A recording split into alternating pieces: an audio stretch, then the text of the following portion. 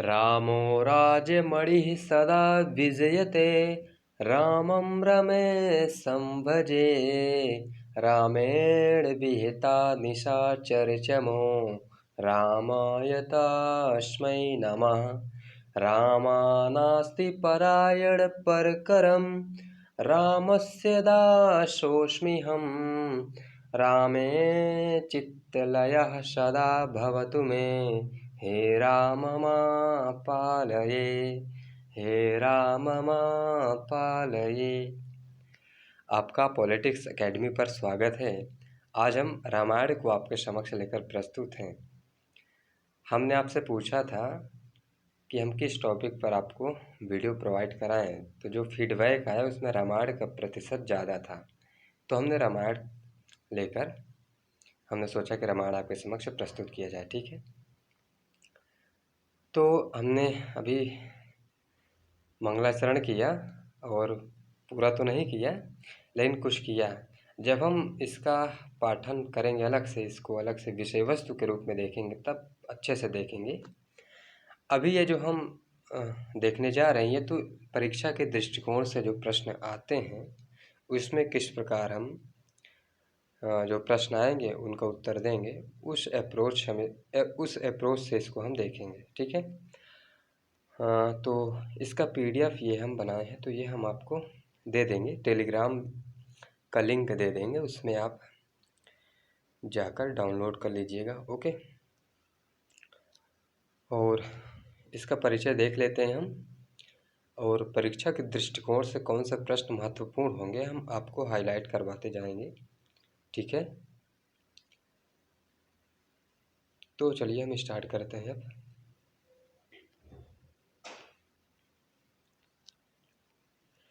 रामायण संस्कृत साहित्य में आदि काव्य के रूप में विख्यात है।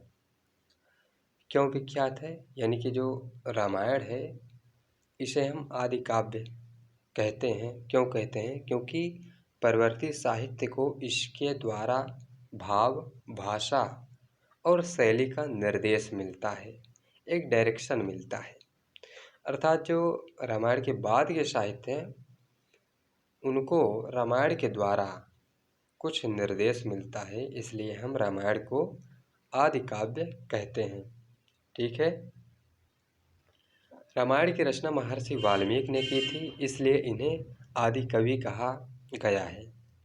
ठीक है, तो ये संस्कृत में लिखे थे। ठीक है, तो आपसे अब क्योंकि प्रश्न तो ऐसे ही पूछेगा कि आदि काव्य किसे कहते हैं, है ना, तो रामायण को कहते हैं। प्रश्न ये पूछेगा कि रामायण की रचना किसने की, और ऑप्शन में दे देगा कि भाई तुलसीदास।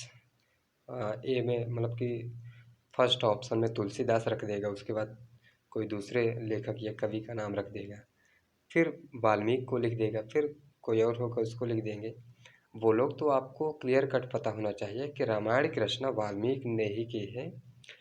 तुलसीदास ने तो रामचरितमानस लिखा है, वो अवधी भाषा में। ठीक है, रामायण की रचना तुलसीदास ने नहीं किया था, रामायण की रचना महर्षि वाल्मीकि ने की थी। और क्योंकि रामायण आदि काव्य है, इसलिए महर्षि वाल्मीकि को आदि कवि भी कहा जाता है। तो इस पर भी प्रश्न आ जाते हैं कि आदि कवि किसे कहा जाता है, तो आप याद रखें महर्षि वाल्मीकि को। ओके, यह एक उपजीव्य काव्य है, अर्थात रामायण एक उपजीव्य काव्य है। हमने आपको संस्कृत साहित्य के इतिहास का जब परिचय दिया था, तो उसमें हमने बताया था कि जो संस्कृत साहित्य है उसे हम 4 रूपों में बांटकर, यानी कि 4 फेज़ों में पढ़ते हैं। पहला वैदिक साहित्य, फिर उपजीव्य काव्य, फिर लौकिक, और उसके बाद आधुनिक। तो उपजीव्य काव्य में हमने रामायण, महाभारत और पुराण को रखा था। तो रामायण भी एक उपजीव्य काव्य है। और उपजीव्य काव्य मतलब किसे कहते हैं? तो उपजीव्य काव्य वो होते हैं जिसके आधार पर कोई दूसरे ग्रंथ लिखे जाते हैं, दूसरी रचनाएं होती हैं। तो रामायण, महाभारत, इनके बेस पर कुछ अन्य ग्रंथ भी लिखे गए हैं, इनको हम देख लेंगे आगे। ठीक है, भारत के प्राचीन 2 वंशों अर्थात सूर्य और चंद्र में राम सूर्यवंशी थे। ठीक है, आपसे पूछेगा कि राम किस वंश से ताल्लुक़ रखते थे, चंद्र या सूर्य, कोई और वंश दे देगा, तो आपको सूर्यवंश टिक करना है। जिसमें दिलीप, रघु, अज, दशरथ, राम, कुश और अंतिम राजा अग्निवर्ण हुए हैं। ठीक है, तो आप जब रघुवंश महाकाव्य पढ़ते हैं कालिदास का, तो उसमें आप राजा दिलीप की कहानी पढ़ते हैं, रघु की, अज की, दशरथ की, है ना। तो उसमें आपने इसको पढ़ा होगा। और अंतिम जो सूर्य वंश के जो अंतिम राजा हुए वो अग्निवर्ण हैं। ठीक है, और चंद्रवंश में कौन आते हैं, तो वो जो महाभारत जब पढ़ेंगे तो हम चंद्रवंशी वो लोग हैं, तो उनको हम पढ़ेंगे। ठीक है, विभाजन हम देख लेते हैं। तो रामायण को कांडों में विभक्त किया गया है। प्रश्न आएगा कि रामायण को कांडों में विभक्त किया गया या सर्गों में या स्कंधों में या फिर किसी और में, तो आपको टिक करना है कि कांडों में। ठीक है, अध्याय भी पूछ सकता है तो आपको कांड करना है। ठीक है, कांड आपको नहीं करना है, आपको टिक करना है कि कांडों में डिवाइड किया गया है, आप कांड मत करिएगा। ठीक है, अब इसमें जो बाल कांड पहला है, दूसरा अयोध्या कांड, तीसरा अरण्य कांड, चौथा आपका है किष्किंधा कांड, पांचवा है सुंदर कांड, छठा है युद्ध कांड और सातवां है उत्तर कांड। ओके, अब जो कांड है इनको सर्गों में डिवाइड किया गया है। तो जब बाल कांड पढ़ेंगे तो इसमें आप 77 सर्ग यानी कि 77 सर्ग मिलेंगे आपको। अयोध्या कांड में 119 सर्ग हैं, अरण्य कांड में 75 हैं, किष्किंधा कांड में 67 हैं, सुंदर कांड में 68 हैं और युद्ध कांड में 128 हैं और उत्तर कांड में 111। ठीक है, तो रामायण को कांडों में, ठीक है, कांडों को सर्गों में और सर्ग को सर्गों में ही रमणीय पद्य हैं जिन्हें हम श्लोक कहते हैं। ठीक है, ऐसा है। तो अब जो सर्गों में जो रमणीय पद्य हैं उसमें सबसे ज़्यादा जो संख्या है अनुष्टुप छंद की है। ठीक है, कुछ और छंद भी हैं लेकिन सबसे प्रधान छंद जो है वो अनुष्टुप है। इसलिए अगर आपसे जब पूछे कि रामायण किस छंद में लिखा गया है तो आप अनुष्टुप क्लिक करेंगे। ठीक है, और इन्हें श्लोक भी कहा जाता है। ठीक है, अब संपूर्ण ग्रंथ में अर्थात संपूर्ण रामायण में 24,000 पद्य या श्लोक हैं। ठीक है, आपको ये याद रखना है क्योंकि परीक्षा में डायरेक्ट ही पूछता है। इसलिए इसे चतुर्विंशत शास्त्रीय संहिता भी कहते हैं। चतुर का मतलब 4, विंशत मतलब 20, शास्त्री मतलब 1000, संहिता का मतलब होता है श्लोक या मंत्रों का एक संकलन। तो 24,000 इसमें श्लोक हैं। ठीक है, आपको ये याद रखना है। और इसमें कुल सर्गों की संख्या 645 है। इसको आप जोड़ेंगे, ये वाला सर्ग जितने लिखे हैं तो आपको 645 मिलेंगे। ठीक है, अगर 645 ऑप्शन में ना हो तो 500 आप क्लिक कर लीजिएगा, वो भी सही होगा। महत्व हम देखते हैं इसका। ठीक है, महत्व में सबसे पहला महत्व हम सांस्कृतिक महत्व को देखते हैं। तो रामायण एक अत्यंत लोकप्रिय महाकाव्य है, आप जानते हैं, क्योंकि आप डेली रूटीन यानी कि रोजाना आपको रामायण से जुड़े कुछ न कुछ बातें होती रहती है, लोग करते रहते हैं ना। यह काव्य और आचरण शास्त्र का संयुक्त रूप है क्योंकि मानव जीवन का आदर्श इसमें प्रस्तुत किया गया है। एक मानव जीवन का जो आदर्श होना चाहिए उसमें मतलब रामायण में यह चीज़ दिखाया गया है, आदर्श जीवन कैसा होना चाहिए। ठीक है, साधारण वार्तालाप में इसके पात्रों का दृष्टांत दिया जाता है, जैसे राम का आदर्शभूत मानव रूप, लक्ष्मण तथा भरत की भातृभक्ति, सीता का पतिव्रत्य, विभीषण की न्यायप्रियता, रावण की हठ धर्मिता, यहाँ हठ होगा हथ नहीं, हठ धर्मिता, और कुंभकर्ण की निद्रा। तो ये सब आप उपमा देते रहते हैं लोगों को कि ये तो कुंभकर्ण हो गया है जो बहुत सोता है ना। कोई पत्नी अपने पति के अलावा किसी दूसरे पुरुष को नहीं देखती तो उसे आप कहते हैं सीता है ये तो। कोई राम है, अगर वो अपनी पत्नी के अलावा किसी को नहीं देखता कहते हैं कोई मतलब पति है अपनी पत्नी के अलावा किसी दूसरे को नहीं देखते तो सब कहते हैं राम है। और कोई दो भाई हैं बहुत अच्छे प्रेम पूर्वक रहते हैं तो आप कह रहे हैं ये तो राम लक्ष्मण हैं। ये सारे जो आप उपमा देते हैं इसका बेस रामायण ही है। ठीक है। अब ये मुख्य बात है कि अन्याय पर न्याय की अंततः विजय का निरूपण करना रामायण का प्रमुख तथा आशावादी पक्ष है। इसको आप हाईलाइट अंडरलाइन करिए। ठीक है। आपसे पूछेगा कि रामायण का प्रमुख जो पक्ष है या आशावादी पक्ष है क्या इसमें दिखाया गया है आपको, तो आप बोलेंगे कि भाई अन्याय पर न्याय की विजय दिखाई गई है। ठीक है। जैसे आप फिल्म देखते होंगे, पहले जो विलन होते हैं बहुत परेशान करते हैं, लास्ट में हीरो उनको मारता है और फिर न्याय की स्थापना करता है। तो वही बात इसमें भी है कि रावण जैसे लोगों ने पहले बहुत परेशान किया और फिर बाद में क्या हुआ आप जानते हैं। राम को आदर्श मानव के रूप में निरूपित करके नायक का चित्रण किया गया है। ठीक है। जो धीरोदत्त प्रकार के नायक हैं। तो भाई इसके नायक, रामायण के नायक राम हैं, धीरोदत्त प्रकार के नायक हैं। ठीक है। धीरोदत्त प्रकार बहुत ही आदर्श माना जाता है। नायक के प्रकारों में सबसे उत्कृष्ट प्रकार यही है धीरोदत्त।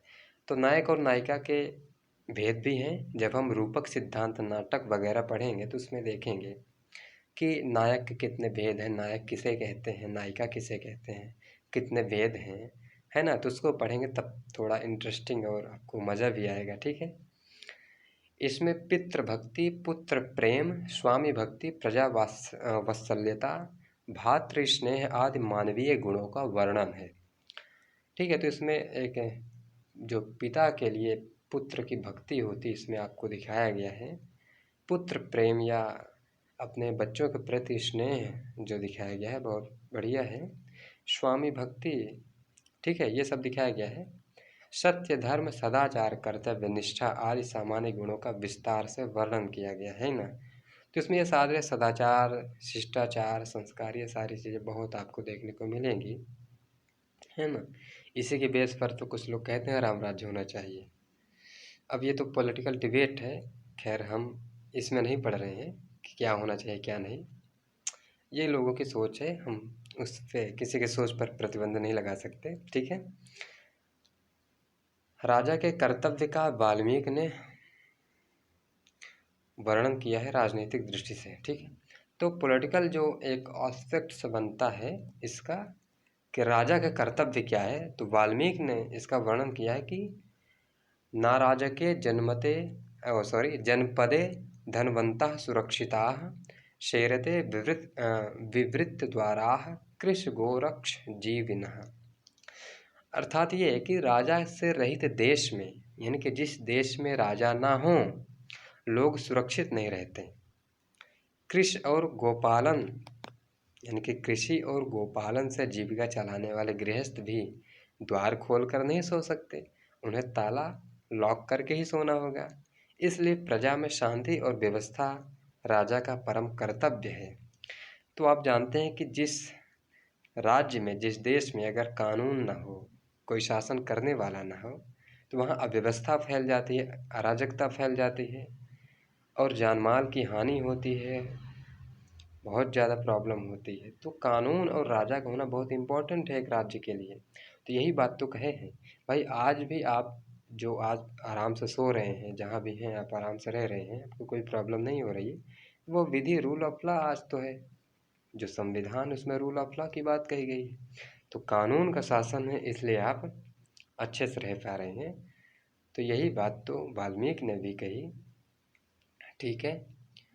धार्मिक दृष्टि से देखें तो स्कंद पुराण में उत्तरखंड, यानी कि स्कंद पुराण के उत्तरखंड में 5 अध्याय में रामायण का धार्मिक महत्व निरूपित किया गया है। और कहा गया है, क्या कहा गया है कि रामायणम आदि काव्यम सर्व वेद अर्थसम्मत, सर्व पापहरम पुण्यम, सर्व दुख निबर्हणम, समस्त पुण्य फलदम, सर्व यज्ञ फलप्रदम, है ना। ऐसी बात कही गई है। तो ये सभी वेदों का अर्थ सम्मत है। ये पाप को हरने वाला है, पुण्य देने वाला है ना, फल प्रदान करता है। और सर्व यज्ञ फल प्रदम, सभी यज्ञों का फल प्रदान करता है, ऐसी बात इसमें कही गई है। रामायण ग्रंथ का पारायण किया जाता है, डेली रूटीन में आप देखते हैं लोग करते हैं। इसके लिए धार्मिक विधान है। रामायण में उत्कृष्ट समाज और संस्कृति के चित्रण भी प्राप्त होते हैं। तो एक जो उत्कृष्ट सोसाइटी की कल्पना है इसमें की गई है। साहित्यिक दृष्टि से तो इसमें करुण रस प्रमुख है। आपसे अगर रस पूछे कि भाई रामायण में कौन सा रस है या किस रस में निबद्ध किया गया है, तो कुछ रस और हैं, लेकिन जो प्रमुख और प्रधान है वो करुण रस है और छंद में अनुष्टुप है। ठीक है, अन्य चीज़ें भी कुछ है। तो क्या है, रामायण का काल क्या होगा या क्या है, सॉरी। तो रामायण का काल जो है इसको भी हम देखेंगे अगर आप कहेंगे तब, क्योंकि ये एग्ज़ाम के पॉइंट ऑफ व्यू से बहुत इम्पोर्टेंट नहीं है। जैसे रामायण की पाश्चात्य विद्वानों द्वारा कुछ त्रुटियां बताई गई है ना। वेस्टर्न जो फिलोसोफर हैं उन्होंने कुछ क्रिटिसाइज़ किया है, तो उसको भी हम देखेंगे यदि आप कहेंगे तो। लेकिन ये क्योंकि इम्पोर्टेंट ज़्यादा है नहीं, बहुत ही गहराई के साथ जानने के लिए, गहरी जानकारी के लिए इम्पोर्टेंट है। ठीक है, रामायण की विषय वस्तु को हमने नहीं बताया आपको अभी, हमने खाली जो कांड हैं उनको बता दिया आपको। और क्योंकि विषय वस्तु तो सभी जानते रहते हैं, वैसे भी राम की भक्ति तो सब जानते रहते हैं, तो बहुत ज़्यादा इम्पोर्टेंट नहीं है, आप जानते हैं इसको, ये इम्पोर्टेंट नहीं है। फिर भी अगर आप कह रहे हैं तो हम लेकर आएंगे, क्योंकि आपकी डिमांड होगी। ठीक है, अन्य रामायण ग्रंथ भी लिखेंगे। क्यों? क्योंकि जब रामायण की रचना महर्षि वाल्मीकि ने की, तो उसके बाद जो हुआ, रामायण का बहुत ही प्रचार प्रसार हुआ और बहुत सारे लोगों ने फिर बहुत तरह से लिखा। कुछ लोगों ने इसे वेदांत से जोड़कर लिख दिया, कुछ ने अध्यात्म से जोड़कर इसे लिखा। तो इसलिए इसके कई सारे अन्य ग्रंथ भी हैं, जैसे योग वशिष्ठ रामायण इसे कहते हैं, है ना, आध्यात्म रामायण, अद्भुत रामायण, आनंद रामायण। तो ये सब अन्य ग्रंथ हैं, तो इसको भी हम थोड़ा थोड़ा डिस्क्रिप्शन देख लेंगे, ज़्यादा वो नहीं है, लेकिन हम इसका फिर भी देख लेंगे। ठीक है, रामायण की कुछ टीकाएँ भी हैं, तो टीकाएँ क्या है इसको हम देखेंगे।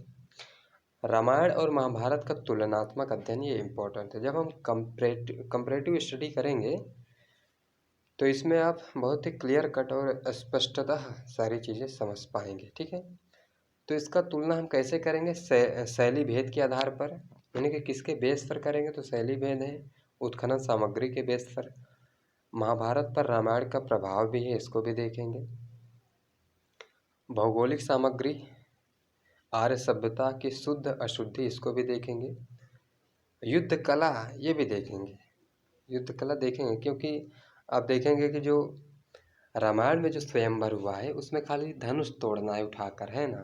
लेकिन जब महाभारत में जाते हो तो उसमें युद्ध कला ज़्यादा प्रवीण देखने को मिलती है, क्योंकि उसमें जो है बाण से मछली के आँख को भेदना होता है। तो जो धनुष तोड़ना है उसकी तुलना में यह तो ज़्यादा उत्कृष्ट हुआ, इसलिए युद्ध कला भी हम देखेंगे। नैतिक भावना कैसी थी दोनों में, ये भी देखेंगे। और सोशल स्टेट, ये सामाजिक स्थिति क्या थी, इसको भी देखेंगे। ठीक है, तो अब क्योंकि अगर आप कहें तो हम सारे टॉपिक्स को लेकर आएंगे, लेकिन अगर आप सजेशन नहीं दे रहे हैं कि ये काल वगैरह पर सॉरी, तो हम थोड़ा इसके अन्य ग्रंथों पर बात कर लेंगे, टीकाएँ हैं और तुलनात्मक अध्ययन कर लेंगे, है ना। और विषय वस्तु को आप जानते ही हैं, तो इसको बहुत ज़्यादा बताने की आवश्यकता है नहीं। ठीक है, तो ये रामायण हुआ। अब इसके बाद हम महाभारत को भी देख लेंगे, तो दोनों को तुलनात्मक अध्ययन करेंगे, रामायण और महाभारत दोनों का। ठीक है, तो आई होप आपको अच्छा लगा होगा। ठीक है, तो थैंक यू, मिलते हैं अगले वीडियो में, तब तक लिए पढ़ते रहिए अच्छे से। ठीक है, thank you, bye bye, tata, see you, मिलते हैं अगले वीडियो में, धन्यवाद।